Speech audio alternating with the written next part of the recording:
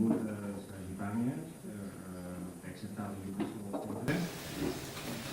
Espero que aquesta xerrada que farem sigui interessant i serveixi que sigui llegint més llibres. Estem aquí sota amb el Sergi Pàmies. I comencem l'acte.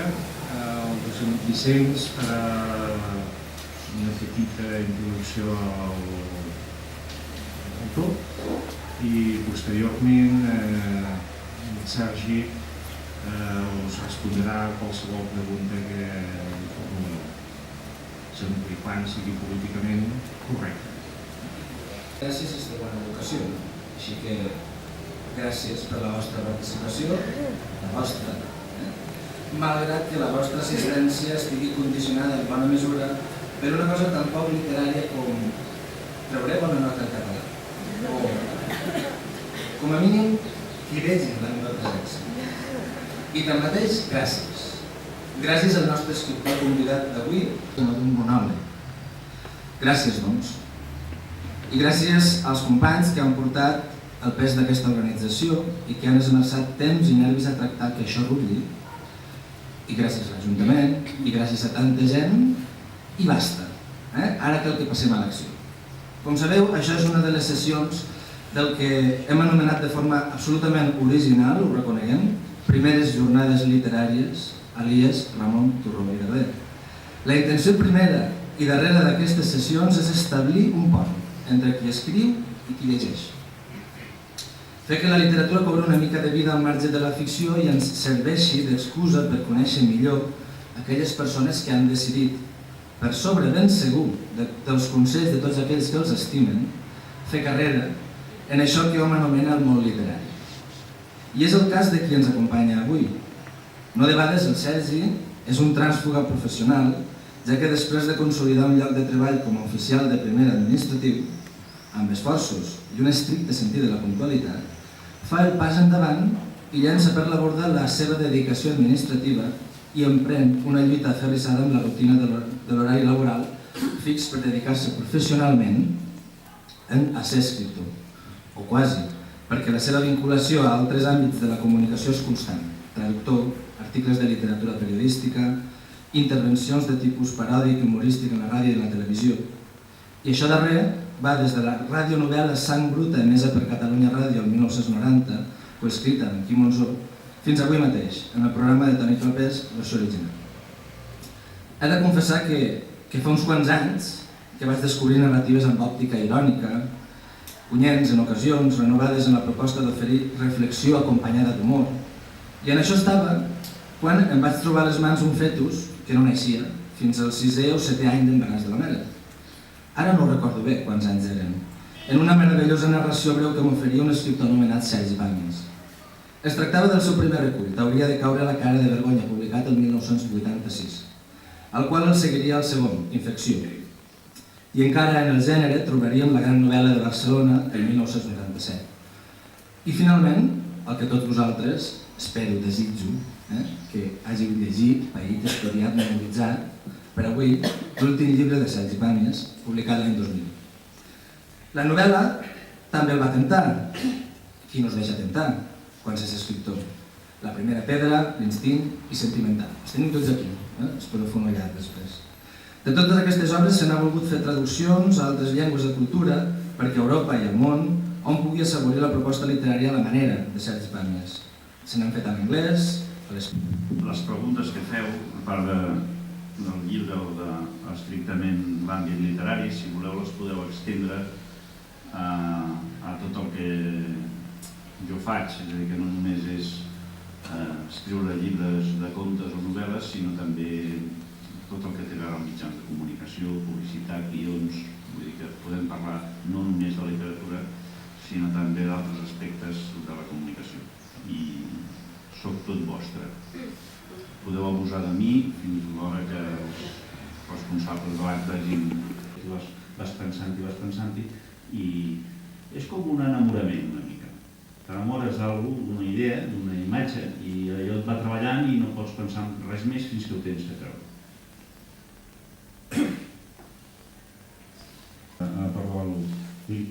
el 96, em sembla, vull dir que m'he tirat 3 o 4 anys per fer-lo, tranquil·lament. I, com pots comprendre, a l'Audi A6 el primer dia no hi era un Volvo, després era un Renault, i jo segons l'anunci que veia aquell dia.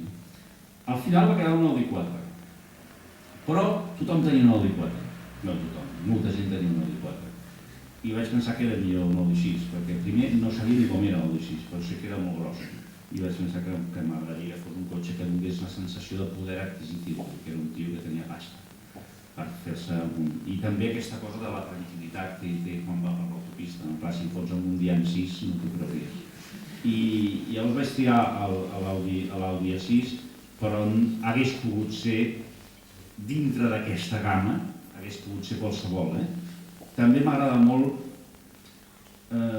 utilitzar els apòstrofs amb els noms. Si us fixeu, sempre els noms, gairebé tots, comencen per una vocal. I per tant, l'Audi era un... O sigui, el Volvo, em fa ràbia això, el Volvo, aquesta pausa, no? En canvi, l'Audi és com tot surt. I per tant, sempre hagués pogut ser un Alfa Romeo, no? L'Alfa Romeo. Però sempre m'agrada que hi hagi en els noms propis una vocal inicial. I l'Audi és un... El Mercedes, no sé per què, el Mercedes em costa de dir. I sembla com si m'entrebanqui, com si el Mercedes trigui a arribar. I llavors l'Audi corria més. I m'agrada, les As en general m'agraden. És tot molt capriciós, però la barreja seria aquesta. Va ser un Volvo, va ser un Mercedes, va ser un Audi 4 i finalment va ser un Audi 5. Estem malament, Algo passa.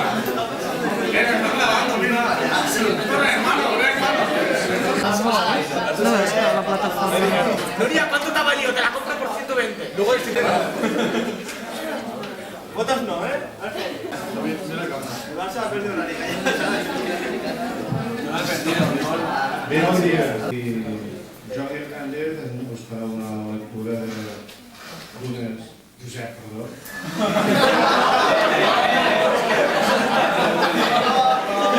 Teniu en aquesta fotocòpia alguns d'aquests autors i espero que us plagui. Són l'últim refugi de les persones complexes. Posa tot el que té d'encantador a l'obra. El resultat és que no li queda res per a la vida, excepte els prejudicis, els principis i el sentit comú. Els únics artistes que he conegut que eren personalment encantadors són artistes dolents.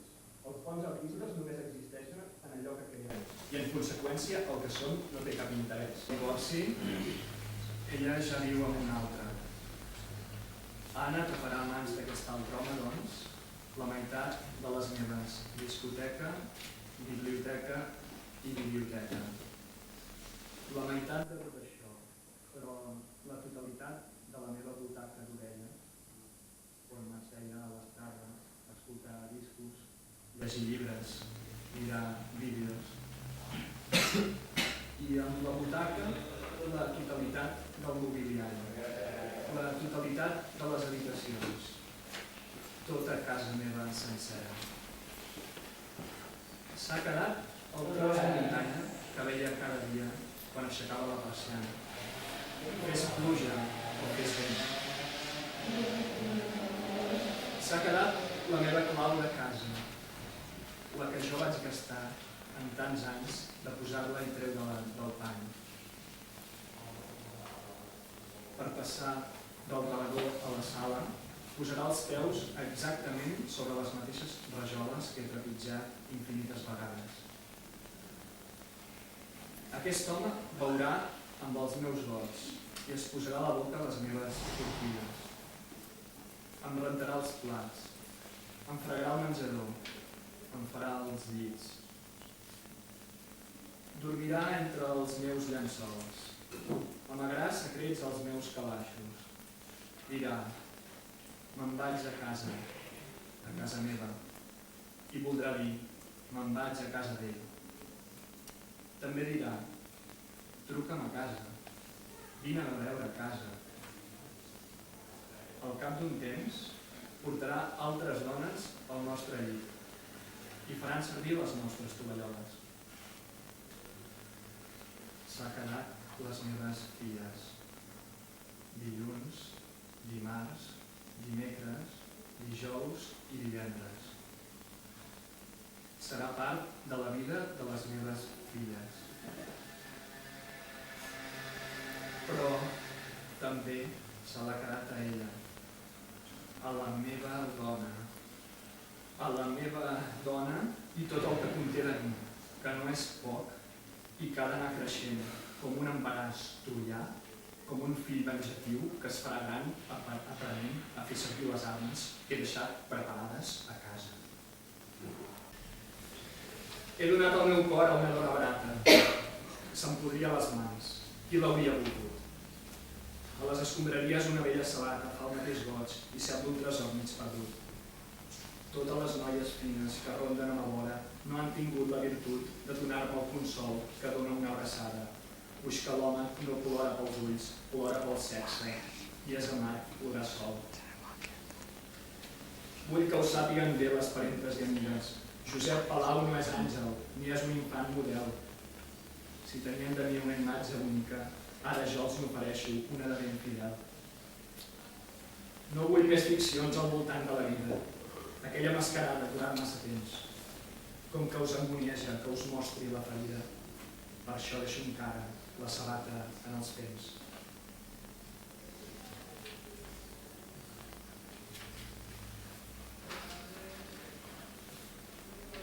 He anat sembrant tants de fills pels bordells i de mi malversant tanta riquesa que ara a la nit, amb desig d'escomesa, estols d'homunculs amb faccions de vells, eixim de clavegueres i aixetes atropells, munten sobre el meu dit amb avidesa i fan la meva guàrdia més encesa, injuriant-me pels meus desgavells. Som els teus fills, ja ho veus, el teu amor. Habitem en aquestes tuberies i ens assemblem a tu pel teu horror. On la matriu trobar que ens prometies? Et condemnem a les... Com si ni jo me n'adonés d'aquest donar-me. Com si ho fes un jo de mi que m'ignorés. Jo em donaria qui es donés, a canvi meu, per sempre més, que res de meu no me'n quedés, en el jo meu, que jo em rebés. Jo em donaria per un bes, per un de sol, però que besés, i del besat em desbesés. Jo em donaria qui em volgués, com si ni jo me n'adonés, com una almoina que se'n fes.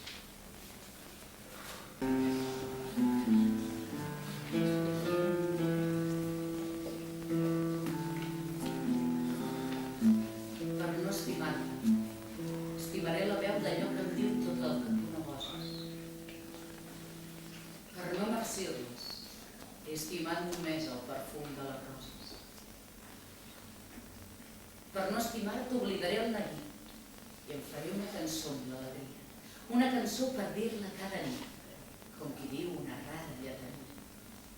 Per no estimar-te, t'he estimat molt més i ara dins meu tot és la teva crida. Ni inquietud, ni plany. Tu només, meravellosament em parasita.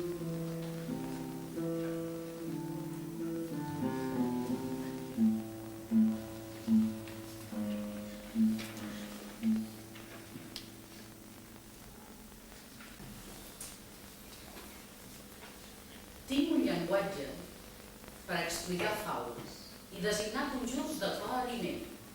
Conjunts de lletres formen les paraules que jo articulo gramaticalment. Amb l'estructura de la llengua intacta, si una frase és al perx, l'altra a la mà. Coses i noms per dins tenen un pacte. Senyors, avui no passo més enllà.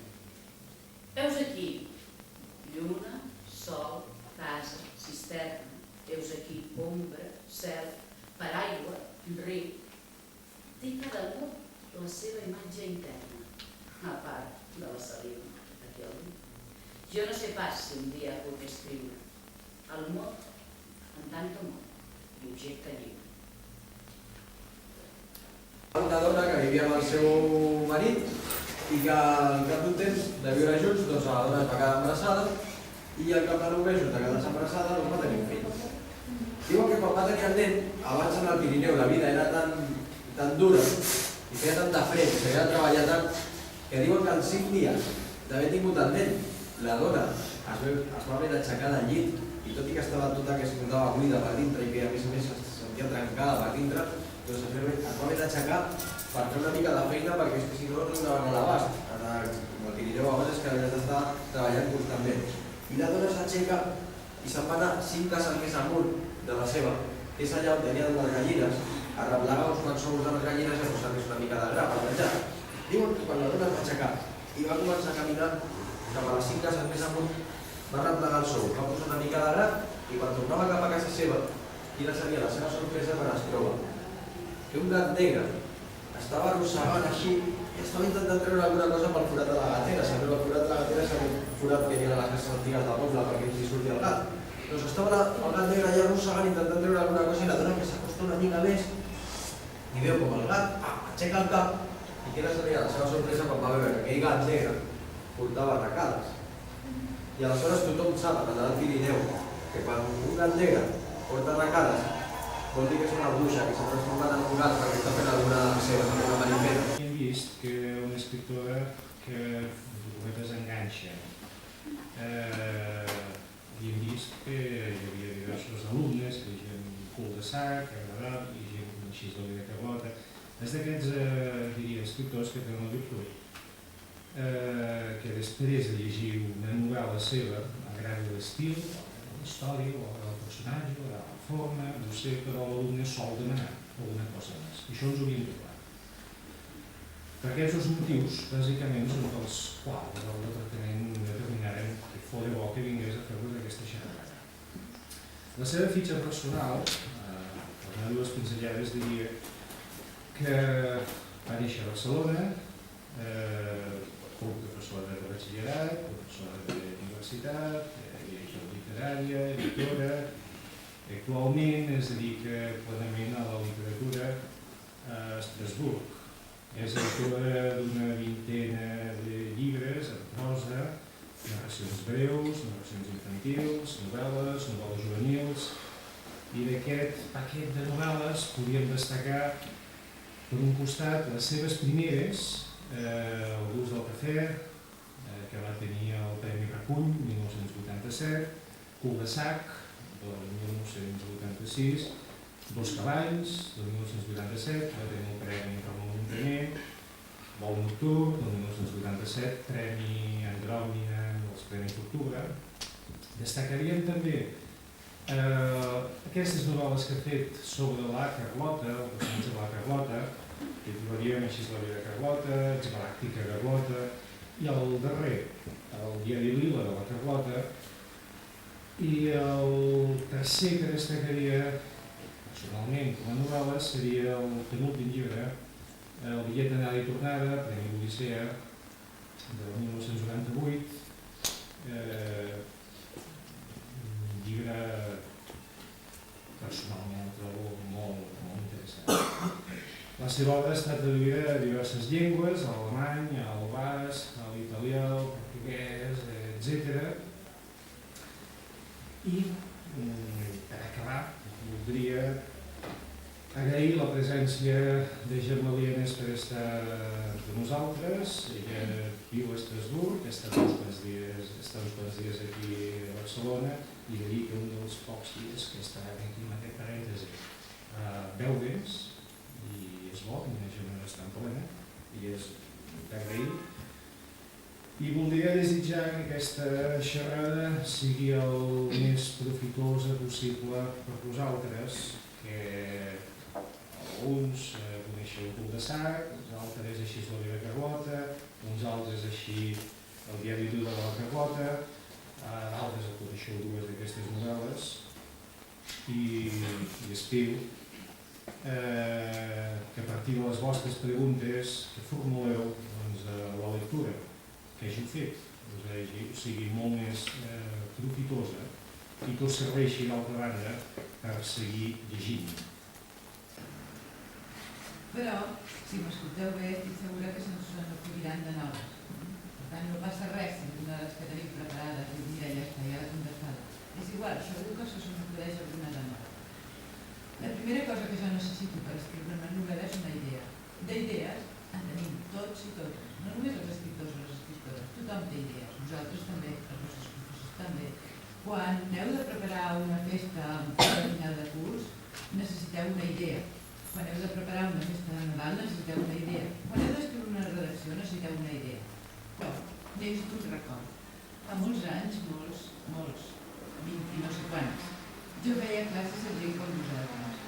I un any, en un curs que tenia, que era un curs bastant complicat, tenia dificultats al començament, però després ens vam entendre molt bé.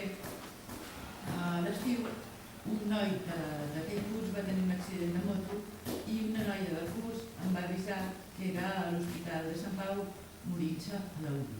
Jo el vaig anar a veure i la imatge del meu alumne estirat a la UBI de l'hospital, connectat a tot d'aparell, sabeu com a les pel·lícules, tot de monitors que van controlant els constants vitals i estava al coma. A mi em va impressionar molt la imatge d'aquell alumne meu. 10 anys més tard, tot d'una, la imatge aquella del meu alumne estirat a l'UBI de l'Hospital de Sant Pau apareix com una idea per escriure una novel·la, Cul de Sac. Si vosaltres llegiu la novel·la i jo us explico la història del meu alumne, no tenen res a veure, perquè el meu alumne ni traficava amb droga, ni era el fill de la cuinera, res de tot això. Però el punt de contacte és aquesta imatge del meu alumne estirat a l'UBI de Sant Pau.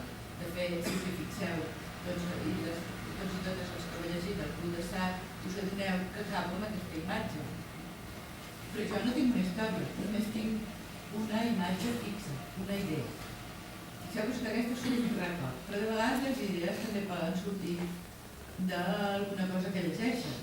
Per exemple, el Dos cavalls. No sé si algú ha llegit el Dos cavalls. El Dos cavalls neix un dia que jo estava llegint el diari i vaig llegir una notícia que deia que a la ciutat de Granades la policia havia trobat en un cotxe abandonat 2 nens molt petits, no sé si 3-4 anys, que feia un dia que s'havien escapat de casa i s'havien arrasegat en aquell cotxe abandonat i els havien trobat allà mig morts de fred.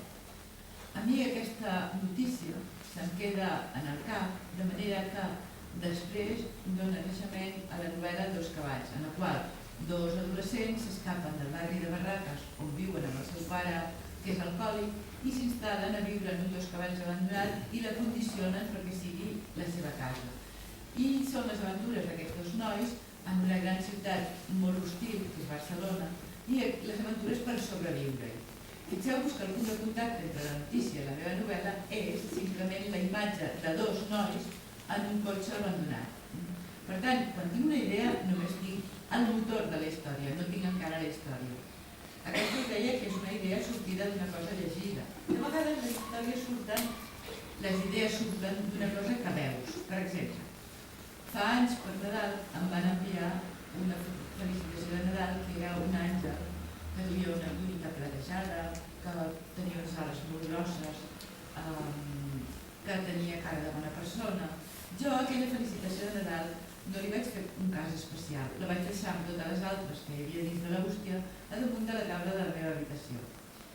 A la nit, aquella nit, em vaig despertar a mitjanit amb un somni. El somni no sé de què anava, però la imatge que em va despertar del somni era la següent. Era l'àngel d'aquesta felicitació prenent-se una tassa de te a la cuina de casa meva. Per què vaig somiar això? Jo no ho sé, perquè jo tinc de vegades somnis molt surrealistes en els quals s'hi barregen moltes imatges de coses que he viscut durant el dia. Per exemple, fa un mes i mig vaig tenir un somni que no recordo gaire bé, però sí recordo una de les imatges. I era un gos molt gros, pelut, gris, molt simpàtic, que reia, i que a més fumava puros. Quan em vaig despertar i vaig dir al meu marit, mira, he tingut un somni en què sortia un gos molt simpàtic que fumava puros, i que tu em deies, aquest gos ens l'hem de quedar. A veure, a mi m'encanten els gossos, però per la nostra vida personal, perquè vivim a Estrasburg i tots dos viatgem molt i amb avió és incòmode portar-hi un gos i sol tampoc no el podem deixar, no tenim gos. Però a mi m'agraden molt els gossos i possiblement per això vaig tenir aquest somni. I en el somni el meu marit deia, home, un gos que riu i que fuma puros ens l'hem d'acabar. Però fixeu-vos que aquest tipus de somnis a mi m'ajuden. És a dir, que l'àngel aquest que sortia a la felicitació, jo el vaig convertir després en una història per nens de 9 o 11 anys que es diu La meva família i l'Àngel, en la qual tot d'una, en una cuina d'una casa, d'una família que són el pare i la mare, un nen d'uns 9 anys i un nen de 4 anys, hi apareix un àngel que estava provant els seus poders celestials i com que no és gaire, encara no sap gaire, és bastant novell, s'equivoca i es troba a la cuina d'una família. I la família, quan veuen que pobre no sap com entornar-se els núvols, i diuen no sé molt llit, vostè es pot quedar aquí i viure amb nosaltres mentre no trobi la manera d'entornar-se. Però resulta que l'àngel és pesadíssim, és com la princesa del pèsol, és tocat i posat, necessita que li deixin en llit de matrimoni per dormir perquè no se li barreguin les ales. I el pobre pare i la pobra mare d'aquella casa han d'anar a dormir en un llit supletori. Necessita que li raspanyin cada nit les ales 100 vegades perquè se li quedin ben ofenoses. Necessita... No us ho podeu imaginar, és pesadíssim. Fins al punt que un dia arriben a una situació perillosa perquè l'àngel intenta ensenyar a volar en un escalat del Montseny el fill petit de la família. Quan arriben en aquest punt, la família diu ens l'hem de treure de sobre com sigui. I els ajuda l'àvia de la família, que és del Brasil, i té un llibre de fórmules en el qual troben una fórmula que explica com fer tornar un àngel als núvols.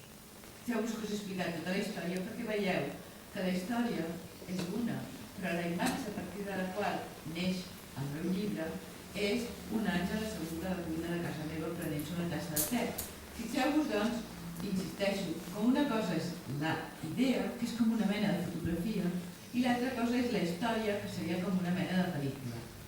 Jo us he dit que les històries surten d'un record, d'una cosa que llegeixes, d'una cosa que veus.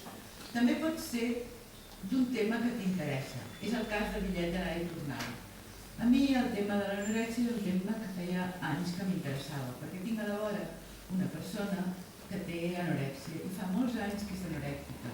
De fet, és una dona encara de 47 anys i que va començar a ser anorèctica als 14 anys. Esclar, ja sabeu que l'anorèxia es pot curar sempre quan s'hi posi molta voluntat per part de la persona malalta. És una malaltia difícil de curar, per tant és millor no caure. És per això que jo volia escriure un llibre per advertir-vos dels perills que té. Aquesta persona, la que ja us dic que conec, no s'ha curat, tampoc més perquè no sabia com fer-ne. Ara trigo menys perquè tinc un ofici i segur que d'aquí 15 anys trigaré menys encara perquè tindré més ofici. Però globalment, per una novel·la jo abans he de pensar la novel·la, m'he de documentar, perquè això no us n'he parlat abans, perquè les novel·les em requereixen documentació. N'hi ha que me'n requereixen més que d'altres, per exemple, Cul de Sac. Cul de Sac em va dir molta de documentació. Perquè està basada en una malaltia i per tant jo havia de saber exactament com és la malaltia. Vaig anar a parlar amb psicòlegs, vaig anar a parlar amb psiquiatres, vaig anar a visitar un hospital, vaig llegir llibres. Clar, tot això em va portar molta feina. Per exemple, una novel·la per adults que sortirà ara a l'octubre, i això ho dic més per als vostres professors i professores perquè no és per la vostra edat en absolut, que es diu, perquè ja té l'editorial i la trobarà a l'octubre, es diu Anoche soñé contigo. Aquesta novel·la m'ha portat molt de la recerca. Clar, jo el món dels supermercats no el coneixia, em vaig haver de documentar. Si vosaltres voleu, potser per aquest cantó, la feina de documentació no era massa difícil. Però la de la biòloga em va costar moltíssim, perquè havia d'anar, cada vegada que venia a Barcelona, me n'anava a un institut de recerca de biologia marina i parlava amb una biòloga que va ser amabilíssima, que em va dedicar molt temps, que m'explicava coses i que em donava documentació per llegir, però com que era documentació de biologia, no he estudiat biologia, quan arribava a casa m'ho estudiava, ho subratllava, li preguntava, etc. És a dir, que em vaig passar molt temps per crear la documentació. Desenvolupar o crear en els nostres alumnes, en vosaltres, el gust, l'afecció per la lectura. Aleshores pensàvem que una idea molt bona, molt atractiva, seria posar-vos en contacte amb tot aquest món d'una manera directa, mitjançant aquelles persones que fan possible, fan realitat, aquest fantàstic món de la literatura. I a partir de la satisfacció de tenir entre nosaltres escriptors de primera fila de la nostra llengua, com el dia 18 va venir en Sergi Pàmies, després ahir va venir la Gemma Lienas, i avui tenim la sort de comptar amb nosaltres també un escriptor especialitzat en literatura juvenil de primera fila, com és el Pau Joan Hernández, que tenim aquí present, i al qual li vull agrair la seva referència per estar amb nosaltres. Bé, el Pau Joan Hernández és un escriptor jove, té 33 anys actualment, neix a Barcelona i és llicenciat en Filologia Catalana.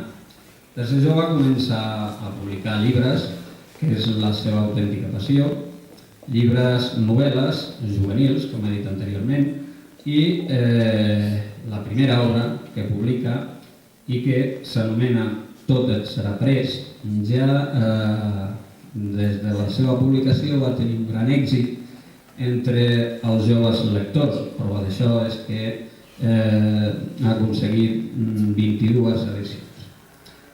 Dintre de la seva trajectòria professional com a escriptor, que és molt ampla, doncs té innombrables premis, com és, per exemple, el Premi Serrador, a l'any 1999, amb una obra que es diu L'ombra de l'estuca. També a l'any 2000 rep un altre premi, el Premi d'Institució de les Lletres Catalanes, per la mateixa obra. A l'any 2000 també rep el Premi Ramon Muntaner per una obra que es diu El pic de la dona morta. I aquí hi ha una cosa curiosa i casual també, que és que l'escriptora que vam tenir ahir, la Gemma Lienas, doncs formava part del jurat aquest. Com us deia, és un escriptor prolífic i actualment es dedica, a part d'elaborar novel·les, de crear novel·les, doncs també a la traducció. És un bon traductor, domina força bé, segons m'ha dit fa un moment, la llengua basca, també col·labora amb el diari Avui d'una manera habitual. Pel que fa al seu vessant personal, podríem dir que és una persona que valora molt el valor de l'amistat de les persones i això també es reflecteix en una part de la seva obra, així com també la seva afecció al muntanyisme.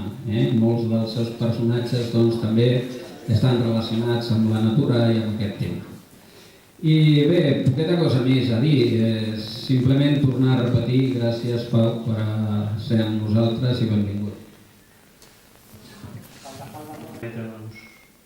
Ficar-hi coses de biologia i de coses d'aquestes que m'hi havia dedicat abans, i que és una novel·la que va néixer arran d'un joc de rol que encara no està publicat, que es diu Sabadell 2043, que era una coedició d'un grup d'aficionats al rol de Girona i l'Ajuntament de Sabadell.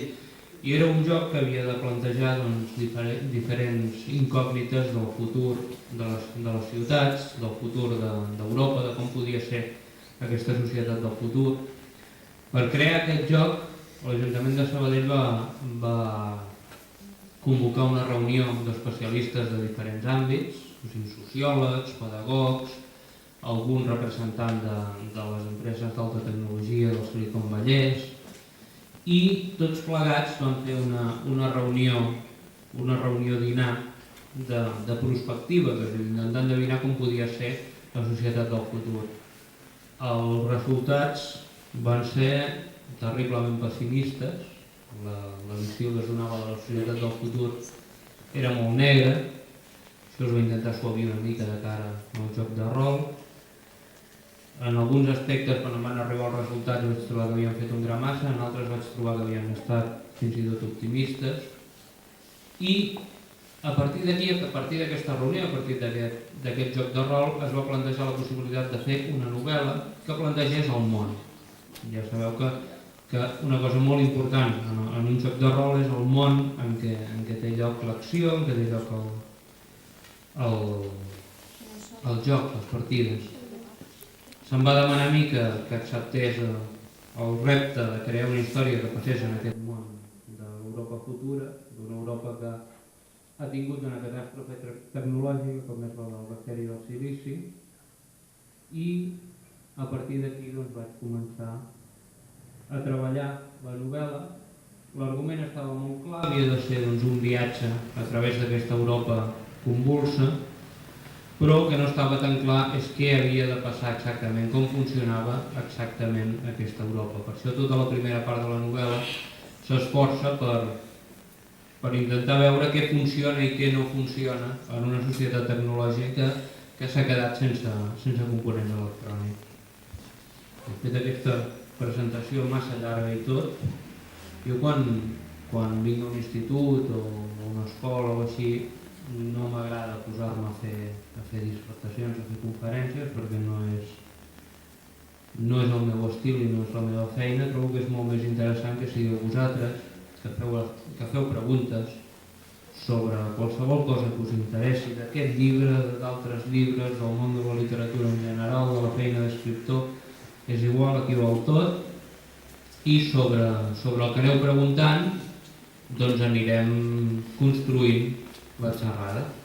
O sigui que vosaltres mateixos. Ja sé que al principi les primeres preguntes tallen una mica i tal, però més em talla a mi estar aquí dalt voltant de llibres i una bateria al darrere explicant coses. O sigui que, va, vosaltres mateixos.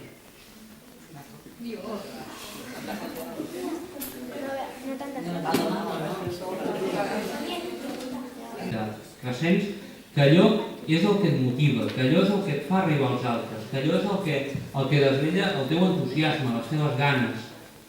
Tens el deure cap a tu mateix d'agafar-t'ho seriosament i de treballar-hi seriosament. Si t'agrada escriure, el teu somni, la teva aspiració i el teu objectiu ha de ser arribar a publicar els teus llibres. Si acabes de muntar el teu primer grup musical amb els col·legues al garatge de casa, el teu deure cap a tu mateix és somiar en quan publiquis els teus primers discos. Si estàs jugant a futbol al pati de l'escola, el teu deure, si allò t'agrada, és somiar que acabaràs jugant a primera divisió. Perquè després la vida és com és, i pot ser que et surti bé i pot ser que et surti malament, però ho hauràs intentat amb totes les teves forces. Si no ho intentes, quan siguis gran, quan tinguis 30 anys i miris enrere, sempre et preguntaràs què hauria passat si allò m'hagués agafat seriosament, què hauria passat si allò m'hagués esforçat més en aquella direcció. I segurament no et perdonaràs mai a tu mateix no haver-ho intentat. Mentre que serà més curteta.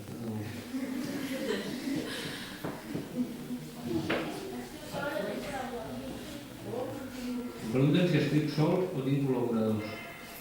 No, a veure, la feina de l'escriptor en principi és molt solitària, o sigui, estàs bastant tancat amb la teva història, al teu despatx, escrivint, estructurant, treballant. El que passa és que les històries s'han de documentar. És molt important que quan expliques una cosa la coneguis a fons. Les coses importants, els grans temes, és evident que t'hi has de documentar, però també les coses petites, les coses senzilles.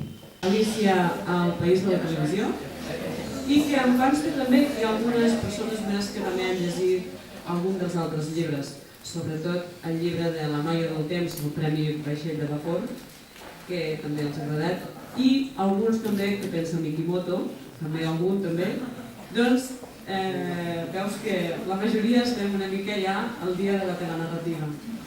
Sabem també que l'Eva Piqué i Vinent, amb els seus estudis de ciència de la informació, ha exercit de corresponsal a Nova York en els anys 1992-1994 i ha estat coordinadora de la col·lecció de narrativa de l'editorial Tessàlia entre 1995 i 1997.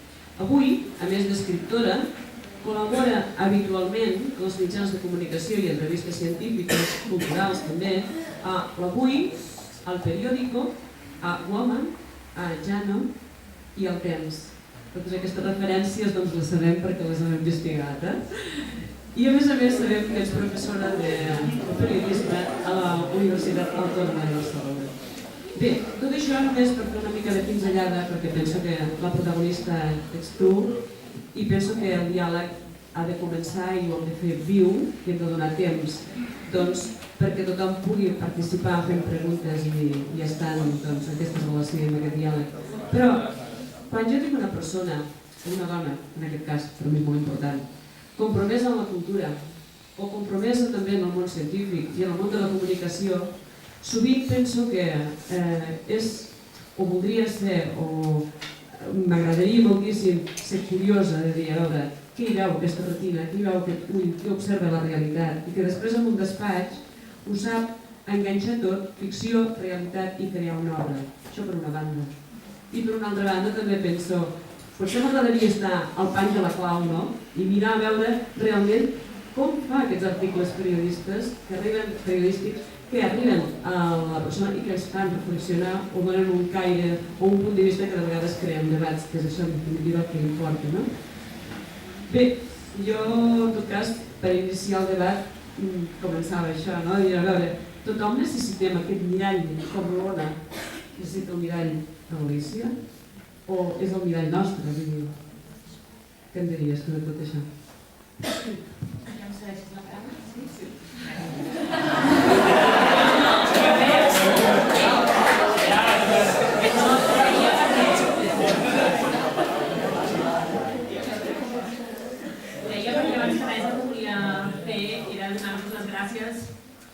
A vosaltres per haver llegit el meu llibre, tot i que vosaltres tampoc teniu tant menys perquè us han obligat a llegir-lo.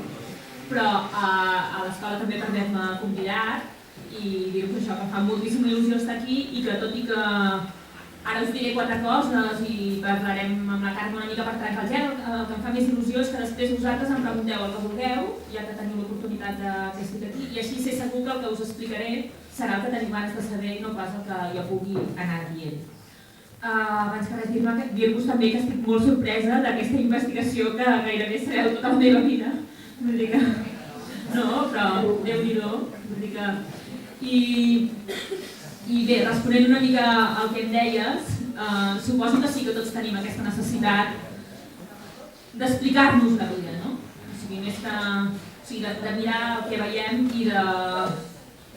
i en el meu cas, que a mi, com m'agrada expressar les coses i escriure-les, doncs una mica de... m'ajuda a entendre una mica millor a mi i a entendre una mica més com funcionem, doncs el fet d'agafar paper i llapis o a mi sovint agafar la pantalla de l'ordinador i posar-me a ordenar les idees. Per estalviar-se psicòlegs, en lloc del psicòleg explicar les seves deures, doncs les posen per escrit. Jo sempre dic que escric perquè llegeixo, m'agrada dir que escric perquè llegeixo, perquè és veritat que potser podria passar sense escriure, em puc imaginar la vida sense escriure, i en canvi em costa molt imaginar-me la vida sense llegir. Vull dir que llegir de les coses que més m'agraden fer al món i amb diferència. És una cosa que m'agrada moltíssim. O sigui, el meu ideal de felicitat passa segur per tenir un llibre a les mans, no? Això és una addicció, un vici que no es pot deixar, això de la lectura, que no recordo quan me'l van encomanar o quan el vaig començar a tenir. El que sí que recordo és que vaig tenir la sort d'anar a una escola on es van encarregar d'estimular-me'l molt, aquest vici, diguéssim, aquestes ganes de llegir, on els llibres no eren un càstig, sinó que eren un regal. Quan acabaves d'hora els deures o una feina per fer, doncs et deixaven anar a la biblioteca a triar llibres. A sobre, això, moltes vegades no t'obligaven a llegir un llibre concret, sinó que et deien, doncs tria i remena, i jo me'n recordo això, que m'agradava molt, no? La biblioteca de l'escola i el llegir, va ser una mica com ho vaig anar descobrint. I després, durant les vacances d'estiu, me'n recordo que m'enduia allò mitja biblioteca a casa i em passava els 3 mesos de vacances, em passaven volant, llegint. Vull dir que és una cosa que m'ha agradat molt. A mi m'han explicat que la setmana passada vau fer un concurs literari aquí, oi que sí? Que hi vau participar voluntàriament, o sigui que suposo que no tots els d'aquí vau participar, però hi ha gent que hi va participar, no? Sí o no?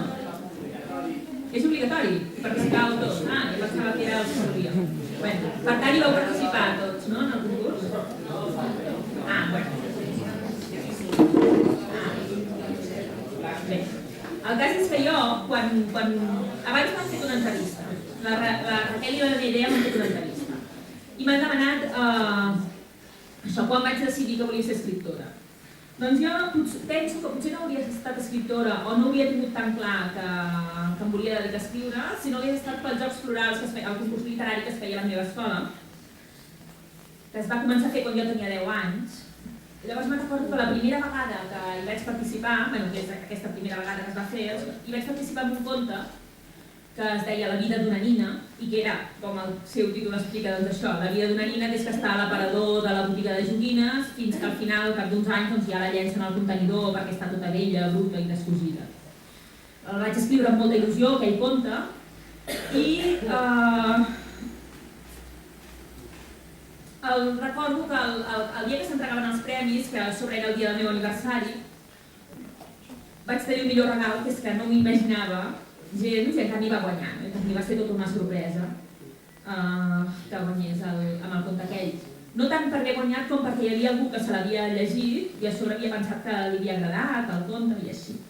Llavors me'n recordo molt que a sobre no només et donaven el premi, sinó que te'l feien llegir, que no sé si us va passar a vosaltres això. Te'l feien llegir davant de tothom, com jo ara que estic aquí parlant davant de tothom, i aquestes coses sempre fan una mica d'impressió, no? Me'n recordo que això, els nervis em feien pessigolles per la panxa, estava molt nerviosa, però en el fons em sentia la persona més feliç del món per això, perquè algú havia llegit aquell conte i havia trobat que estava bé i m'havien donat el premi, i a sobre el premi era un lot de llibres, amb la qual cosa era fantàstic perquè això, me'n podíem portar a casa uns quants llibres per llegir, que és una cosa que ja us he dit que m'agradava molt.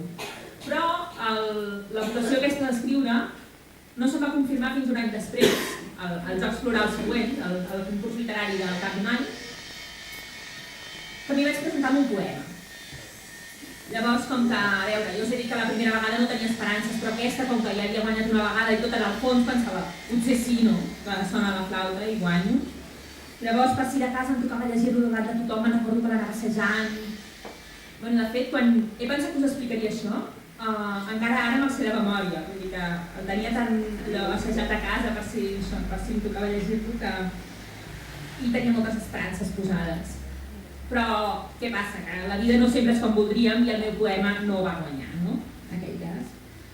A sobre va passar una altra cosa, que és que el segon premi dels Jocs Florals d'aquell any, i això és un secret que us explico a vosaltres però tampoc ho feu córrer gaire, el va guanyar una noia de la meva classe amb un poema que jo l'havia escrit, l'havia descartat per dolent, li havia regalat amb ella, d'amagat de la mestra, i va guanyar el segon premi. O sigui, que sobre el trauma va ser doble perquè vaig dir, ostres, que malament.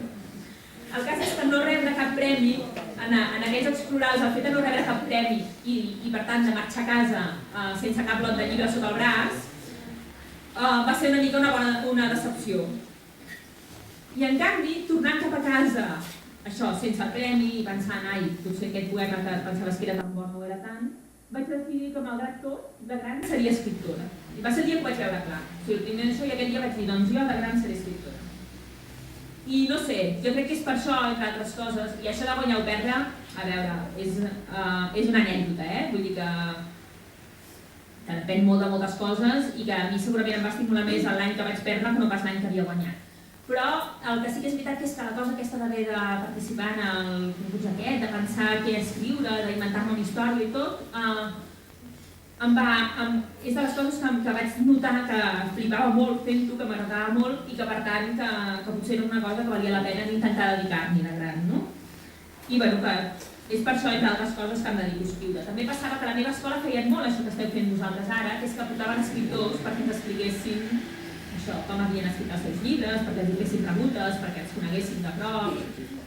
I me'n recordo un dia que jo estava malalta i que em vaig curar de poc, vaig fer veure que em curava, perquè a l'escola havia de venir el Joaquim Carbó, que no sé si heu llegit res del Joaquim Carbó, però m'hi feia il·lusió, no? Feia il·lusió que vingués i sé que això, que em vaig curar. Llavors, me'n recordo que el pobre home es va passar tota la xerrada de l'escola parlant de la meva tos, perquè hi havia una passada allà que no parava de tossir que no el deixava parlar. No?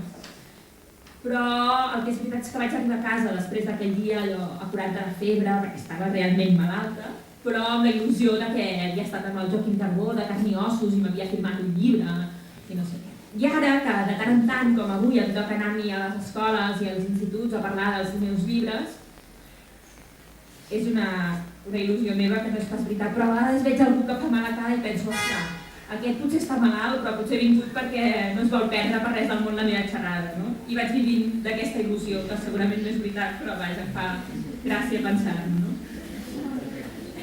Llavors, de seguida acabo, perquè és que ja tinc més ganes que em pregunteu vosaltres que no pas d'anar parlant jo. Però també us volia dir que amb el llibre que heu llegit vosaltres aquest any el que hem fet, a banda d'això d'anar a vegades a parlar per escoles i així, és una cosa que s'ha inventat des de l'editorial, que és una tertúlia a través d'internet, amb 12 escoles de tot Catalunya, i llavors que s'hi connectaven cada setmana tractaven un tema de la novel·la i al final hem fet un xat, vam fer un xat en directe, un xat segur que vosaltres domineu molt més que jo, això. El xat, jo no sabia que la gent podia escriure tan ràpid, que em feien 1000 preguntes a l'hora, no sabia com respondre, però va ser molt divertit i em va servir per veure, primer perquè sabeu això que es diu tant que si els llibres desapareixeran, que internet acabarà amb els llibres i aquestes coses, i si no és l'únic per aquesta experiència m'ha semblat que no, que són coses compatibles, que justament, primer, jo crec que no escrivim mai tant com des d'ara que tenim correu electrònic. Segur que vosaltres escriviu més missatges, oi que sí, els que tenim correu electrònic a l'escola o a casa, tot, que no pas... Abans no us dedicàveu a fer cartes, i ara segur que escriviu missatgets, oi que sí? Direu-me que sí, que si no... Sí. Bueno. El cas és que això, que trobo que això a l'internet, doncs... Espera't aquí... Doncs que és una eina més, però que no té per què acabar amb els llibres, entre altres coses perquè el llibre és molt pràctic, no? En canvi, això, en lloc d'un ordinador, tot i que cada vegada els fan més petits, doncs no ho sé, ara per venir en tren fins a Malgrat, què he fet? Doncs he vingut amb llibres, no he vingut amb això, amb un ordinador. Vull dir que és d'aquelles coses que es diuen però que no cal ser alarmista, que una cosa no treu l'altra. Llavors, a veure, jo, si voleu us parlo una mica de l'Alícia al País de la Televisió. Ara m'he recordat a dir-vos això, que el que he fet és portar-vos la versió castellana de l'Alícia, perquè potser us feia gràcia. Més que res perquè és molt diferent, i perquè la portada fins i tot hi ha com una foto, que a mi em sembla que aquesta no és ni l'Ona ni l'Alícia, però als editors els va semblar que estava bé. Com que s'ha traduït al castellà i és tan diferent la portada, he pensat que potser us faria gràcia veure-la. Llavors, a veure, jo què volia fer amb aquesta novel·la? Volia tractar molts temes, a veure, jo sempre quan...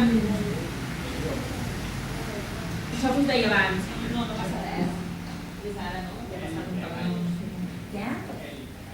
Ah, doncs això, però ja no podrà passar. Doncs volia tocar molts temes.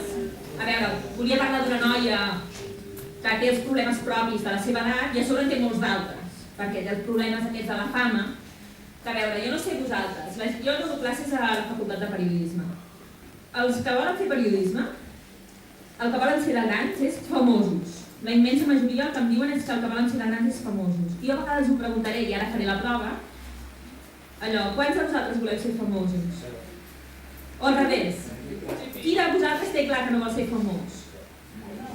Que no vol ser famós. I per això dius, doncs canviem-ho. Hi ha algú que no vulgui ser famós? I en canvi... Què vol ser?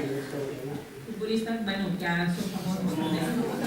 El cas és que el tema aquest de la fama sembla molt atractiu, no? Això de fer-te famós i que tothom t'admiri i no sé què.